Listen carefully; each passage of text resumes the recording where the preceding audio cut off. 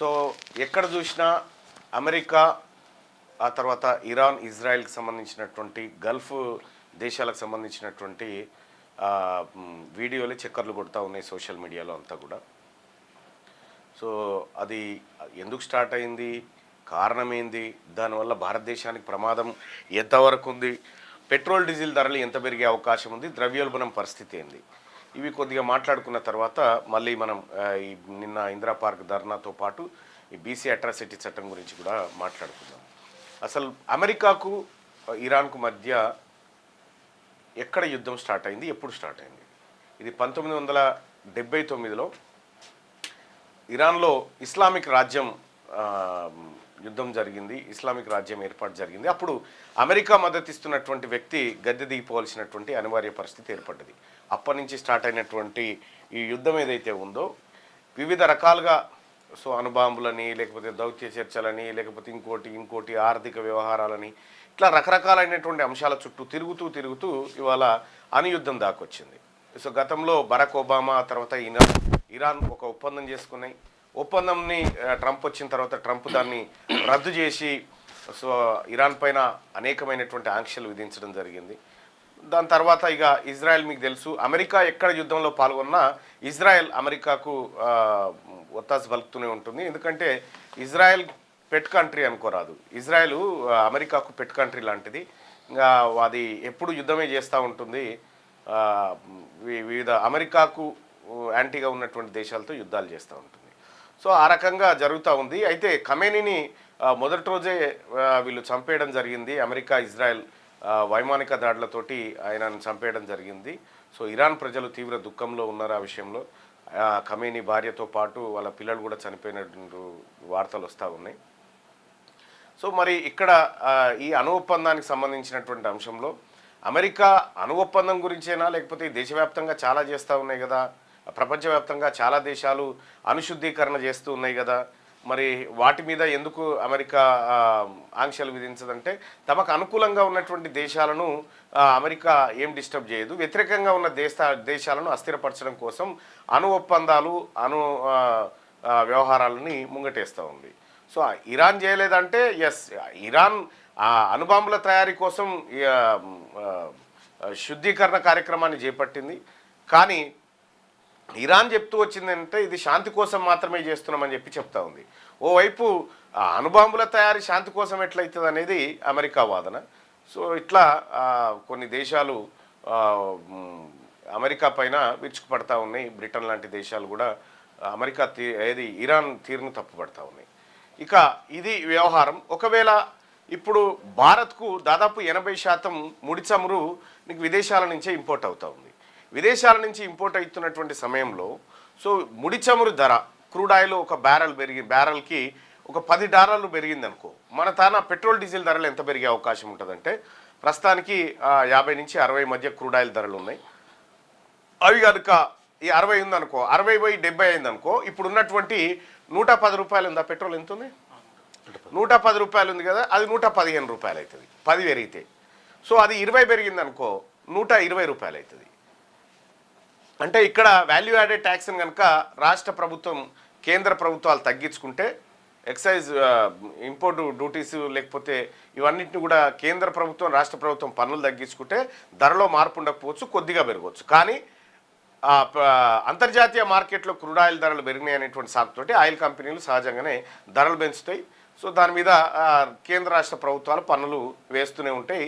అల్టిమేట్గా America Iran యుద్ధం వచ్చి ఈడున్నటువంటి పేదవాడి నడ్డిరుస్తుంది అన్నట్టు.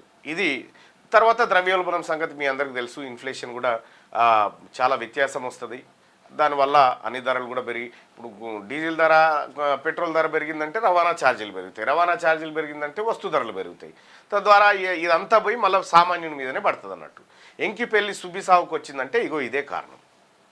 ఈ రకంగా అమెరికా మరొక 4-5 వారాల పాటు యుద్ధం కొనసాగుతుందనేటువంటి మాట చెప్తూనే అమెరికా ఇంకొక మాట చెప్తుంది, ఇరాన్లో ఉన్నటువంటి ప్రజాస్వామ్యవాదులు ఇరాన్ దేశాన్ని చేజిక్కించుకోండి, మేము మద్దతు ఇస్తామని చెప్తా ఉన్నారు. అంటే ఇక్కడ అమెరికా అణు ఒప్పందం మీద దృష్టి పెట్టిందా, లేకపోతే ఇరాన్లో పరిపాలన అస్థిరపరచడానికి అనేది వంటిది చాలామంది నిపుణులు చర్చిస్తున్నటువంటి అంశం. సో మొత్తానికి మరొక వైపు వాదన ఏంటంటే ఎప్స్టీన్ ఫైల్స్లో ట్రంప్కు సంబంధించినటువంటి రహస్య వ్యవహారాలు ఉన్నాయి కాబట్టి ప్రపంచం దృష్టిని మళ్లించడానికి ఇరాన్ యుద్ధాన్ని ముంగటేసుకున్నారని చెప్పి చెప్తా ఉన్నారు. అయితే గతంలో కూడా ఎప్పుడు 1979 తర్వాత కూడా 52 మంది అమెరికాకు సంబంధించినటువంటి దౌత్యవేత్తలను ఇరాన్ తన రాజధాని అయినటువంటి టెహరాన్లో బంధించినటువంటి విషయంలో కూడా అమెరికా కొంత కోపంగా ఉంది. సో ఇవన్నీ కలిపి ఈ అమెరికా ఇరాన్ యుద్ధం జరుగుతూ ఉంది. సో ఆ యుద్ధం ప్రభావాలు ఇట్లా మన దగ్గర ఉంటాయి.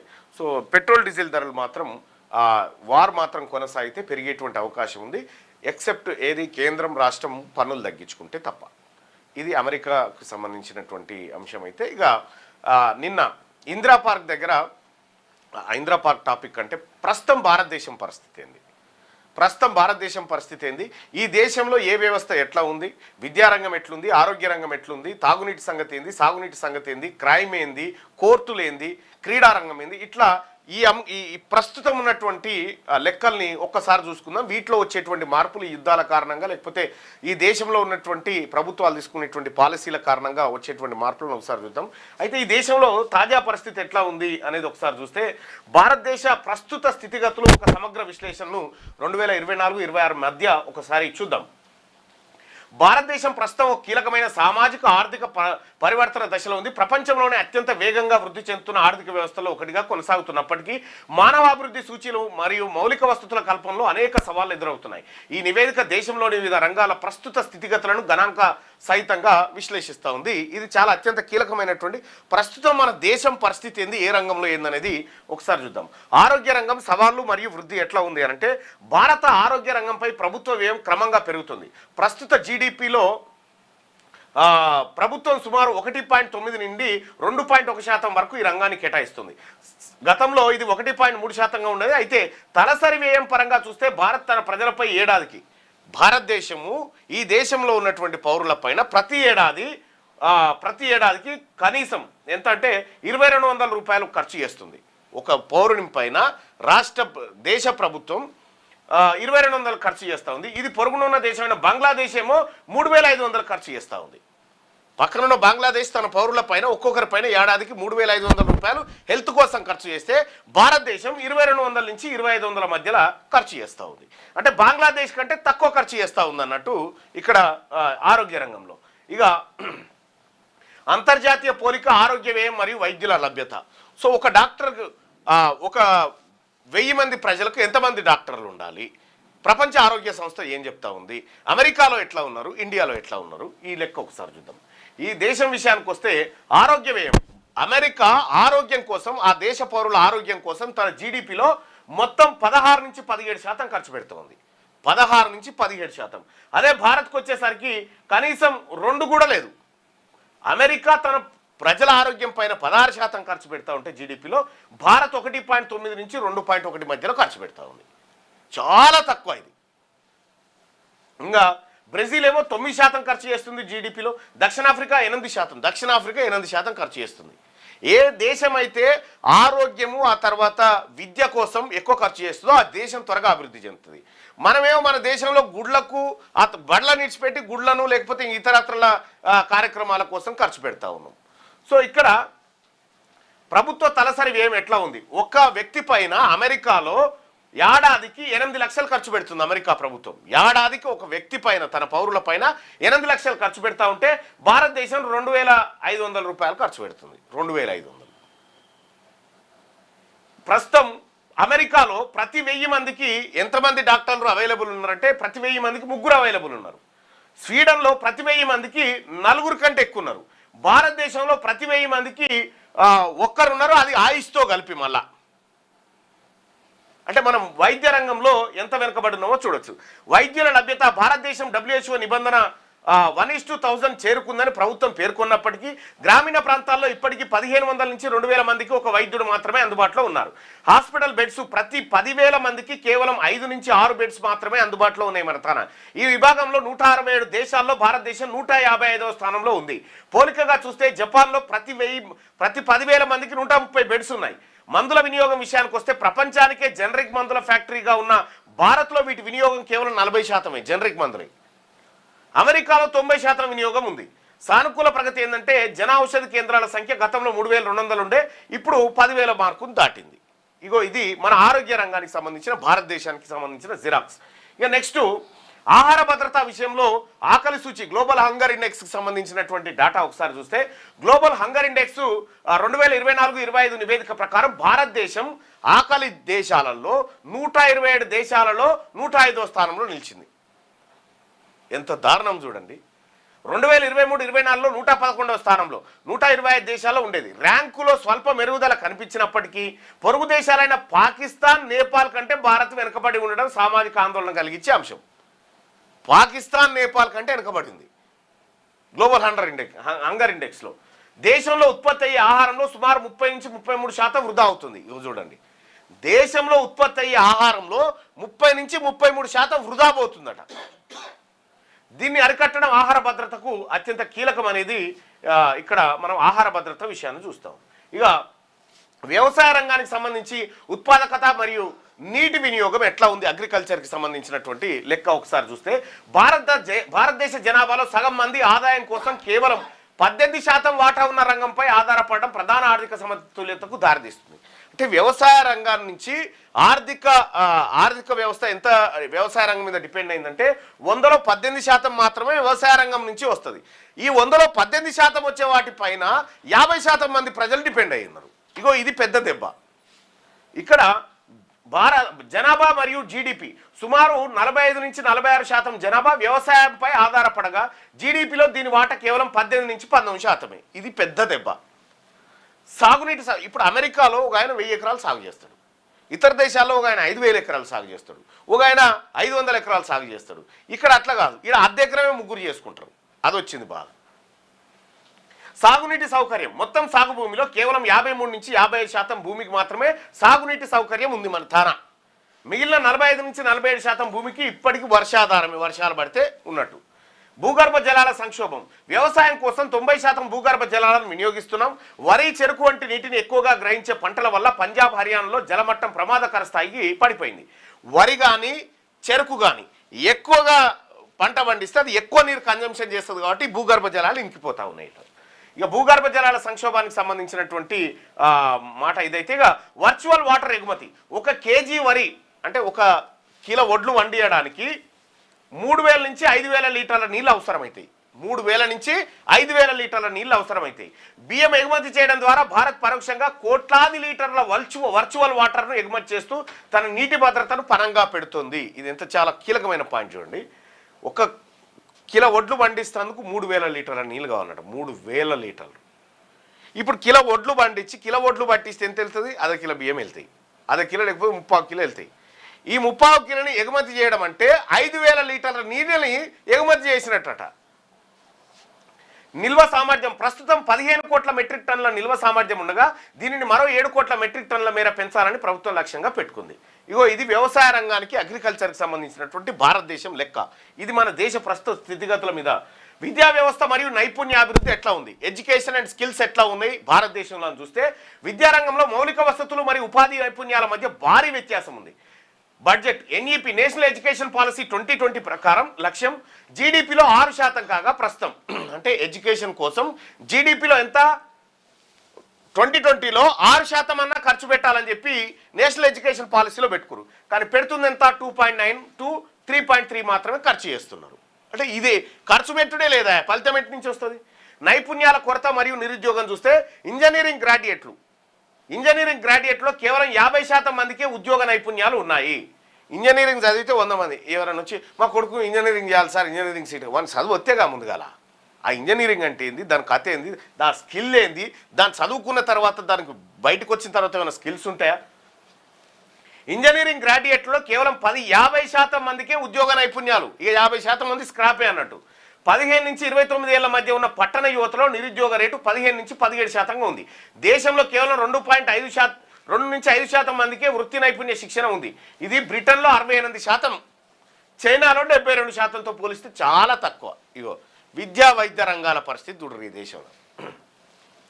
పాఠశాలల పరిస్థితి చూస్తే దేశంలో 1,10,000 స్కూళ్ళల్లో ఒక్కడే టీచర్ ఉన్నాడు మన దేశంలో. 1,10,000 స్కూళ్ళల్లో ఏకోపాధ్యాయ పాఠశాలలు విద్యా ప్రమాణంపై ప్రభావం చూపుతుంది. 30% పాఠశాలల్లో మరుగుదొడ్లు ఉన్న నీటి వసతి లేక నిరుపయోగంగా ఉన్నాయట. మెరుగైన విద్య ఉపాధి కోసం ఏటా 7 నుంచి 8 లక్షల మంది విద్యార్థులు విదేశాలకు వలసపోతా ఉన్నారు. ఇది బ్రెయిన్ డ్రైన్ వెళ్తా ఉన్నారట. ఇగో ఇది మన విద్యకు సంబంధించిన లెక్క. ఇక మన దేశం నాయకులు ఎదిగిపోతుంది తదిగిపోతుంది అని చెప్తున్నారు. నీరు మరియు పారిశుద్ధ్యం సంగతి ఏంది? వాటర్ అండ్ శానిటైజేషన్ చూస్తే జల్ జీవన్ మిషన్ ద్వారా తాగునీటి కనెక్షన్లు 2017లో 18% నుండి 70% పైగా పెరగడం ప్రశంసనీయం. అయితే ఉపరితల నీటి వనరుల్లో 70 నుంచి 80% కాలుష్యానికి గురి కావడం ఆందోళనకరం. నదులు తర్వాత చెరువులలో 70 నుంచి 80% నీళ్లు కలుషితంతో కూడుకున్నాయట. ఇక నీటి మరియు పారిశుద్ధ్య సవాళ్ళు ఒకసారి చూస్తే నీటి కొరత నీతి ఆయోగ్ ప్రకారం 2030 నాటికి రాబోయేటువంటి 2030 నాటికి 40% జనాభాకు మంచినీరు దొరకడం కష్టమట. మంచినీళ్ళు దొరకడం కష్టం. భూగర్భ జలాల విషయానికి వస్తే దేశంలో 250కి పైగా జిల్లాల్లో భూగర్భ జలాలు అతి వినియోగం అంటే ఓవర్ ఎక్స్ప్లాయిటెడ్ వర్గంలో అంటే ఎక్కువగా వినియోగిస్తూ ఉన్నాయి భూగర్భ జలాలు 250 జిల్లాలు. పారిశుద్ధ్యం విషయానికి వస్తే స్వచ్ఛ భారత్ ద్వారా ODF సాధించినప్పటికీ క్షేత్రస్థాయిలో 15 నుంచి 20% కుటుంబాలు మరుగుదొడ్ల నిర్వహణ లేదా వినియోగంలో ఇబ్బందులు ఎదుర్కొంటా ఉన్నాయి ఈ దేశంలో. ఇది పారిశుద్ధ్యము నీళ్ళకు సంబంధించినట్టు తాగునీటికి సంబంధించినటువంటి అంశం. ఇక పారిశ్రామిక ప్రగతి స్టార్టప్ ఎకోసిస్టమ్ ఒకసారి చూస్తే భారతదేశం ప్రపంచంలోనే 3వ అతిపెద్ద స్టార్టప్ ఎకోసిస్టమ్గా అవతరించింది. మేక్ ఇన్ ఇండియా మరియు PLI పథకాల ద్వారా యాపిల్ శాంసంగ్ వంటి కంపెనీలు తమ తయారీ కేంద్రాలను భారత్కు మార్చాయి. ఓకే. MSME రంగం సంగతి చూస్తే అంటే స్మాల్ ఇండస్ట్రీస్కి సంబంధించి ఇప్పటికీ రంగంలో 95% సూక్ష్మ మైక్రో పరిశ్రమలే ఉన్నాయి. వీటిని చిన్న మధ్య తరహా పరిశ్రమలుగా మార్చడం పారిశ్రామికృద్ధికి కీలకం. అంటే మైక్రో అంటే చాలా కుటీర పరిశ్రమలు అనుకోరాదు ఒక రకంగా చెప్పాలంటే. ఇప్పటికీ రంగంలో MSMEలో 95% చాలా చిన్న పరిశ్రమలు ఉన్నాయట. వాటిని మధ్య తరహా పరిశ్రమలుగా మారిస్తే అభివృద్ధి పెరుగుతుంది. మౌలిక వసతుల విషయానికి వస్తే గతిశక్తి ద్వారా మౌలిక వసతుల కల్పన వేగవంతమైంది. ప్రస్తుతం 99% ఆవాస ప్రాంతాలకు రోడ్డు సౌకర్యం ఉంది. ఇప్పుడు రోడ్డు సౌకర్యాలు మెరుగుపడ్డాయని చెప్పి చెప్తా ఉంది నివేదిక. ఇక పట్టణీకరణ మరియు వలసలు అర్బనైజేషన్ ఎట్లా జరుగుతూ ఉంది మైగ్రేషన్ ఎట్లా జరుగుతూ ఉంది అనేది ఒకసారి చూస్తే పట్టణీకరణ వేగవంతం కావడంతో నగరాలపై ఒత్తిడి పెరుగుతోంది. ప్రస్తుతం సుమారు 55 నుండి 60 కోట్ల మంది వలస వెళ్ళినట్టు అంచనా వేస్తూ ఉన్నారు. 55 నుంచి 60 కోట్ల మంది గ్రామీణ ప్రాంతాల నుంచి పట్టణ ప్రాంతాలకు వలస వెళ్ళారు. 2050 అంచనా భారత్లో 50% జనాభా నగరాల్లోనే నివసించే అవకాశం ఉంది. ఎప్పుడు 2050 నాటికి. మురికివాడలు ప్రస్తుతం పట్టణ జనాభాలో 40% మంది కనీస మౌలిక సదుపాయాలు లేని మురికివాడల్లోనే నివసిస్తున్నారు. ఇది పట్టణ ప్రణాళికలోని లోపాలను సూచిస్తూ ఉంది. ఆ ప్రజలంతా హైదరాబాద్కు వచ్చి లేకపోతే పట్టణాలకు పోయి ముంబై కలకత్తా మద్రాస్ ఇట్లా పోయిరనుకో, పోయిన తర్వాత అక్కడ వసతులు ఉన్నాయి మురికివాడలు అవే ఉంటాయట. సో ఈ పరిస్థితి ఎదురయ్యే 2050 నాటికి 50% జనాభా సిటీకి వచ్చేస్తుందట. ఇంకా ఆర్థిక స్థితిగతులు మరియు అప్పుల భారాన్ని ఒకసారి చూస్తే దేశ ఆర్థిక వ్యవస్థలో అప్పుల భారం గణనీయంగా పెరిగిపోయింది. విపరీతమైన అప్పులు అయిపోయినాయట ఈ దేశంలో. మొత్తం అప్పు వచ్చేసి మార్చి 2000 అంటే ఈ నెల మార్చి 2026 నాటికి భారత ప్రభుత్వం చేసిన అప్పు 200 లక్షల కోట్లు 200 లక్షల కోట్ల రూపాయల అప్పు చేసిందట భారతదేశం. వడ్డీ భారం ఎంతనే మరి దీనికంటే ప్రభుత్వం ఖర్చు చేసే ప్రతి రూపాయలో 25 పైసలు మిత్తికే పోతుందట. 25 పైసలు సగటు అప్పు. భారత్లో ఒక సగటు రుణగ్రహీతపై ఉన్న అప్పు ఒక్కొక్క మనిషి మీద ఎంత అప్పు ఉంది? 4,80,000 రూపాయల అప్పు ఉందట. 4,80,000 రూపాయల అప్పు ఉంది. ఒక్కొక్క మనిషి మీద భారతదేశం ఖర్చు పెడుతుంది ఆరోగ్యానికి 2,200 ఖర్చు పెడతా ఉంది. చూసుకోరు ఎంత గమ్మతుందో. ఎవరి కోసం అవుతున్నాయి ఈ అప్పులు ఏం కథ? రుణం జీడిపి నిష్పత్తి. కేంద్ర ప్రభుత్వ అప్పు దేశ జీడిపిలో 56% అప్పులే. మన దేశం వేగంగా ముందుకు పోతుందని మళ్ళీ చెప్పుకుంటాం. ఇక సామాజిక సవాలు శాంతి భద్రతలు మరియు పర్యావరణం పరిస్థితి ఏంది? న్యాయ వ్యవస్థ కోర్టులో 4.5 కోట్లకు పైగా కేసులు పెండింగ్లో ఉన్నాయి. ప్రతి 10 లక్షల జనాభాకు కేవలం 21 మంది జడ్జీలు మాత్రమే ఉండడం ప్రధాన లోపం. ఇవి ఎందుకు భర్తీ చేయరు? ఇందులో భర్తీ చేస్తే బీసీ జడ్జీలు వస్తారని భర్తీ చేస్తలేరు అంతే. లక్షల కోట్ల కేసులు పెండింగ్, 4.5 కోట్ల కేసులు పెండింగ్ ఉన్నాయి. సుప్రీంకోర్టు ఇదే NCERT ఇదే విషయాన్ని తన 8వ తరగతి నోటు పుస్తకంలో ప్రకటిస్తే వెంటనే సుప్రీంకోర్టు దాన్ని ఆపింది. న్యాయ వ్యవస్థ మీద దుష్ప్రచారం ఉంది. న్యాయ వ్యవస్థలో మరి ఎందుకు భర్తీ చేస్తలేరు? ఎన్ని జడ్జి పోస్టులు ఖాళీ ఉన్నాయి? ఖాళీ ఉన్న జడ్జి పోస్టులను భర్తీ చేయాలంటే బీసీలతోని, ఎస్సీలతోని, ఎస్టీలతో నింపాల్సి వస్తుందని చేస్తలేరు. రోడ్డు ప్రమాదాలు, ప్రపంచ రోడ్డు ప్రమాద మరణాల్లో భారత్ వాటా 11% అంటున్నాయా? మొత్తం ప్రపంచంలో రోడ్డు యాక్సిడెంట్లలో చనిపోతున్నటువంటి మొత్తం జనాభాలో 11% మంది భారత్లోనే చచ్చిపోతున్నారు. దీనివల్ల ఏటా జీడిపిలో 3.14% నష్టం వాటిల్లుతుంది రోడ్డు ప్రమాదాల వల్ల. కాలుష్యం, ప్రపంచంలోని టాప్ 30 కాలుష్య నగరాల్లో 20 భారతదేశంలోనే ఉన్నాయట. నేరాలు, మహిళలపై ఆకృత్యాలు పెరుగుతున్నాయి. ఏటా 31,000 అత్యాచార కేసులు. కానీ శిక్ష రేట్ ఎంత అంటే 30% కంటే తక్కువ మందికే శిక్ష పడతా ఉందట దాంట్లో. ఇక భవిష్యత్ దిశానిర్దేశం ఎట్లా అంటే భారతదేశం తన డెమోగ్రాఫిక్ డివిడెండ్ సగటు వయస్సు 29 ఏళ్లను సద్వినియోగం చేసుకోవాలంటే విధానపరమైన మార్పులు అత్యవసరం. కేవలం వినియోగం ఆధారిత ఆర్థిక వ్యవస్థ నుండి ఉత్పత్తి ఆధారిత ఆర్థిక వ్యవస్థగా మారడానికి కింది చర్యలు చేపట్టాలి. అంటే కొనుక్కొచ్చుకొని తినేటోళ్ళ కంటే ఉత్పత్తి చేసేటువంటి వ్యవస్థగా మారాలి. నైపుణ్యాలు, యువతకు కేవలం డిగ్రీలు కాకుండా అంతర్జాతీయ స్థాయి వృత్తి నైపుణ్య శిక్షణ కల్పించాలి. ఎంఎస్ఎంఈ బలోపేతం, సూక్ష్మ పరిశ్రమలను చిన్న మరియు మధ్య తరహా పరిశ్రమలుగా మార్చడానికి రుణ సదుపాయం మరియు సాంకేతిక ప్రోత్సాహం అందించాలి. వ్యవసాయ ఆధునీకరణ, నీటి వినియోగాన్ని తగ్గించే సూక్ష్మ సాగు పద్ధతులను ప్రోత్సహించాలి. పారిశుద్ధ్యం మరియు ఆరోగ్యం, మౌలిక వసతుల కల్పనతో పాటు వాటి నిరంతర నిర్వహణపై దృష్టి సారించాలి. పర్యాటక మరియు క్రీడా రంగాల్లో పెట్టుబడులను పెంచుతూ అప్పుల భారాన్ని క్రమబద్ధీకరించుకున్నప్పుడే భారతదేశం సుస్థిరమైన అభివృద్ధిని సాధించగలదు. ప్రస్తుతం మన దేశంలో ఉన్నటువంటి పరిస్థితికి ఇది. నరేంద్ర మోడీ గారు తర్వాత గతంలో ఉన్నటువంటి ప్రభుత్వాలన్నీ కలిపి 2 లక్షల కోట్ల రూపాయల అప్పులు చేసినాయి. మన దేశ జీడిపిలో ప్రతి రూపాయి ఏదైతే ఒక రూపాయి ఖర్చు చేస్తే 25 పైసలు అప్పులే. ఈ పరిస్థితికి ఉంది ఈ దేశం. ఇది భారతదేశం కథ. ఇక నిన్న ఇందిరా పార్క్ దగ్గర బీసీల మహాధర్నా కార్యక్రమం జరిగింది. ఎర్ర సత్యనారాయణ గారి ఆ తర్వాత గుజ్జకృష్ణ గారి వీరి సారథ్యంలో బీసీలకు సంబంధించినటువంటి మహాధర్నా జరిగింది. బీసీలకు అట్రాసిటీ యాక్ట్ రావాలని కోరుతా ఉన్నాం. గమ్మత్ విషయం ఏంటంటే మొత్తం తెలంగాణ రాష్ట్రంలో 2014 నుండి 2022 మధ్య 2014 నుండి 2026 మధ్య 22 మధ్య ఏం జరిగింది అనేది ఒక లెక్క గమ్మత్ ఉంటుంది చూడండి.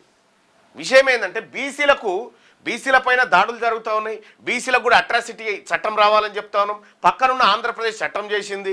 బీసీలను ఎవడైనా కులం పేరుతో కానీ బీసీలను వ్యక్తిగతంగా దూషించినా కానీ 2 నుంచి 5 సంవత్సరాల మధ్య శిక్ష పడేటువంటి చేసిరు. ప్రత్యేక పరిస్థితుల్లో బెయిల్ రాకుండా చేసిరు ఏపీలో. ఇక్కడ కూడా బీసీలకు అట్రాసిటీ చట్టం రావాలి.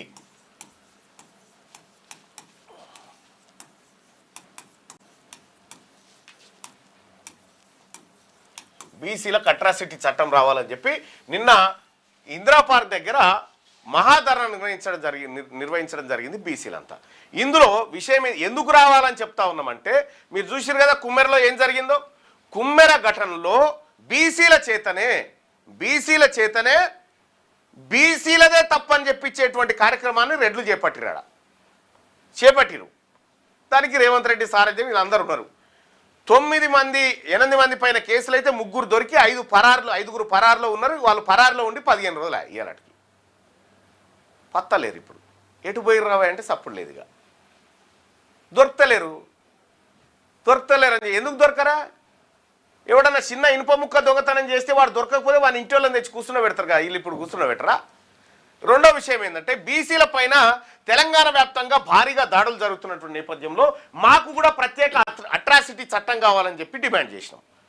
దీంట్లో ఎందుకు డిమాండ్ చేయాల్సి వచ్చిందంటే 2014-2022 మధ్య, ఇందులో 2015 డాటా మిస్ అయింది, ఇది ఒక్కటి దొరకలేదు. ఈ మధ్య కాలంలో మొత్తం తెలంగాణ రాష్ట్రంలో ఎస్సీ ఎస్టీ కేసులు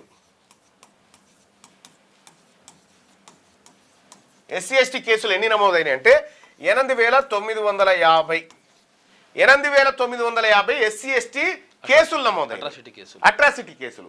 ఈ 8,950 కేసులలో బీసీల మీద ఎన్ని కేసులు పెట్టిరికేనా? 8,162 ఏమో బీసీల మీద పెట్టిరు. ఈ బీసీల మీద ఎస్సీలు పెట్టినటువంటి అట్రాసిటీ కేసులు ఇవి.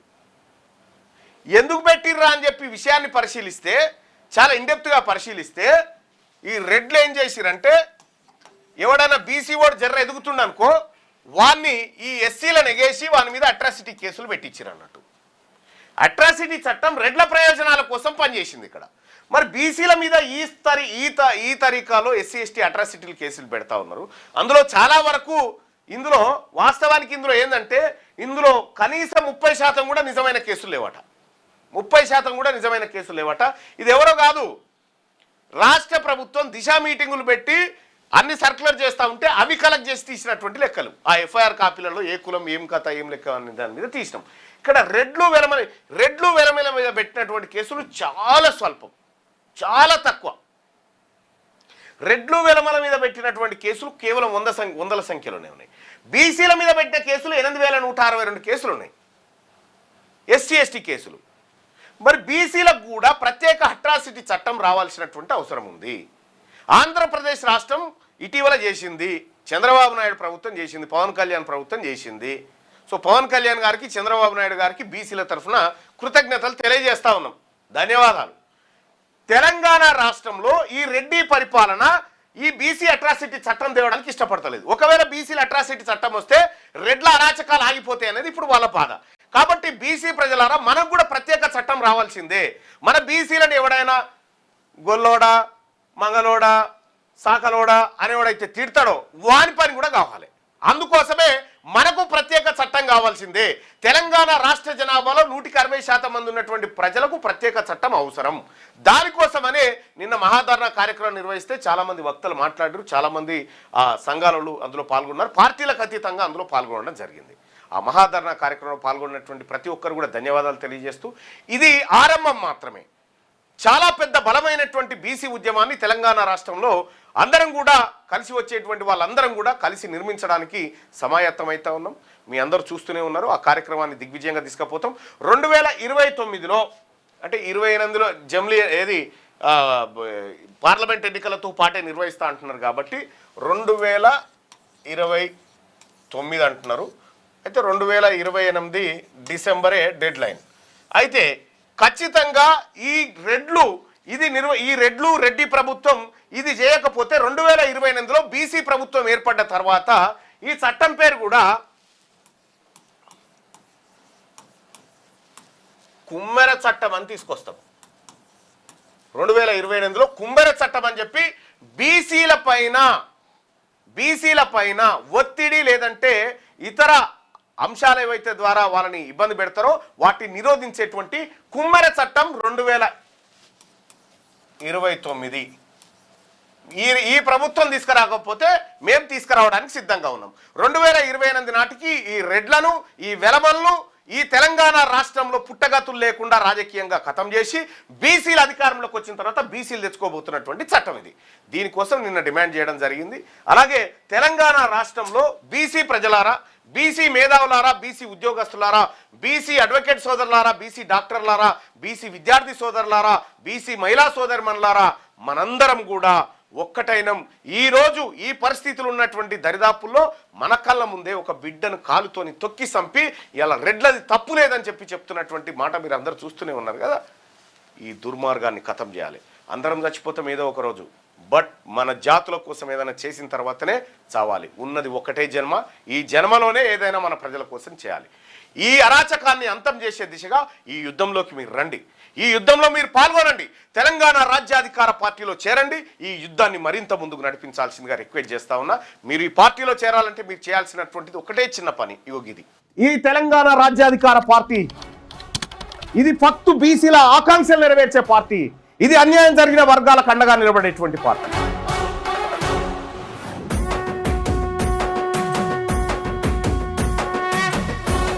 తెలంగాణ రాజ్యాధికార పార్టీ చేరాలంటే 9866524314 ఈ నెంబర్ కు వాట్సాప్ లో మిస్ కాల్ ఇవ్వండి. ఈ నెంబర్ కి మీరు మిస్ కాల్ ఇవ్వగానే మీకు ఒక లింక్ వస్తుంది. ఆ లింక్ పైన